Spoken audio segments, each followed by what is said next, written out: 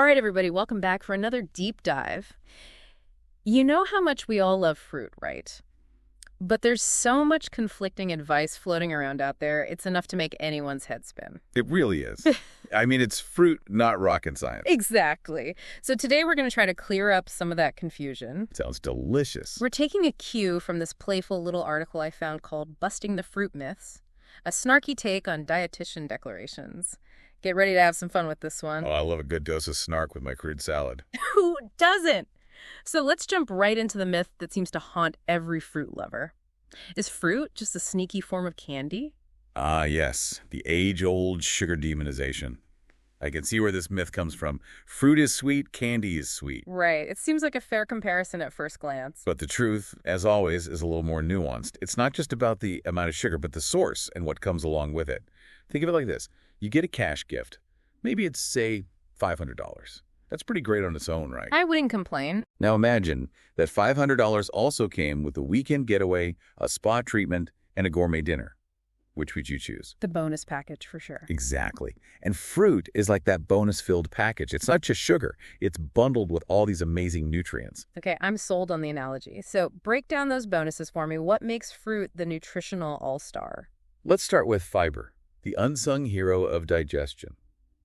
It helps slow down sugar absorption, keeps you feeling full and satisfied, so you're not reaching for those sugary snacks later. Fiber is definitely having a moment right now, and for good reason. And then you've got the vitamins and minerals, those essential micronutrients our bodies need to thrive.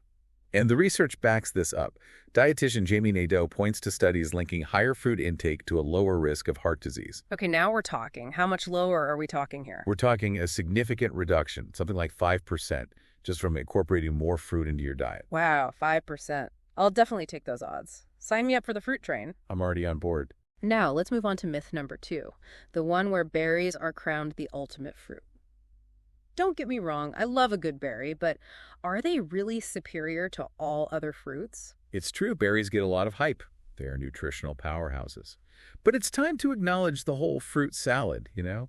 Variety is key here. It's like choosing your favorite paints from a palette.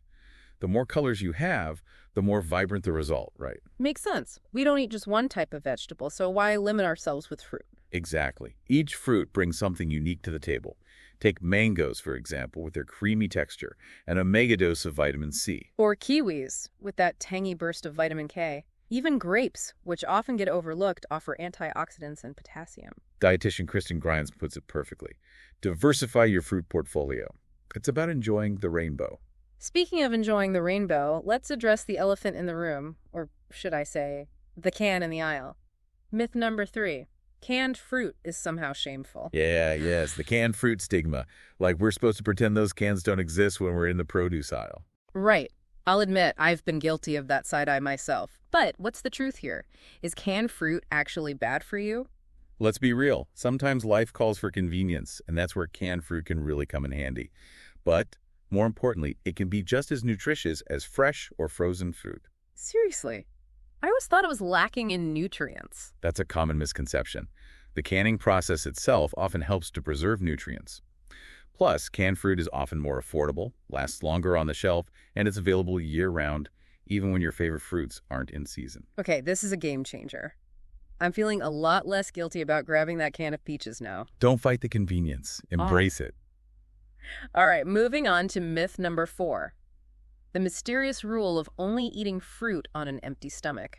This one always seemed a bit, I don't know, mystical to me. Right, like some ancient dietary ritual that must be followed. So what's the verdict? Does fruit need its own solo performance in our digestive system? Thankfully, no. Our bodies are incredible machines, perfectly capable of digesting fruit alongside other foods. Phew, that's a relief. We have these amazing digestive enzymes that get to work breaking down those nutrients, whether you've just eaten a full meal or finished a workout. So go ahead, enjoy that apple with your lunch or that banana after your jog. Your body's got this. Music to my ears. All right, last but certainly not least, we need to address a myth that often comes with a lot of sensitivity and misinformation, especially for those managing diabetes. Myth number 5. People with diabetes should avoid fruit like the plague. This is a big one, and it's crucial that we approach it with both accuracy and sensitivity. Absolutely. So let's set the record straight.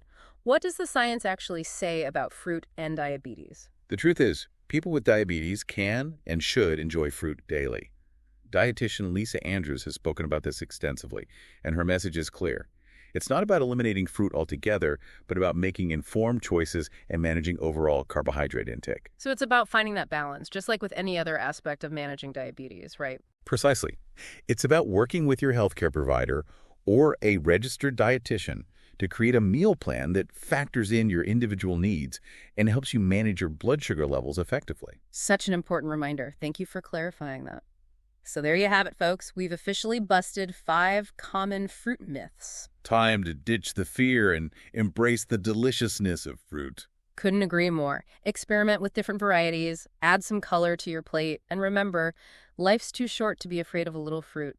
Maybe even throw a fruit party in celebration. Now that's a party I can get behind. And hey, before you go, why not try a fruit you've never had before? Maybe a dragon fruit or a rambutan. You never know, you might just discover your new favorite snack. That's all the time we have for today's deep dive. Thanks for joining us, and we'll catch you next time.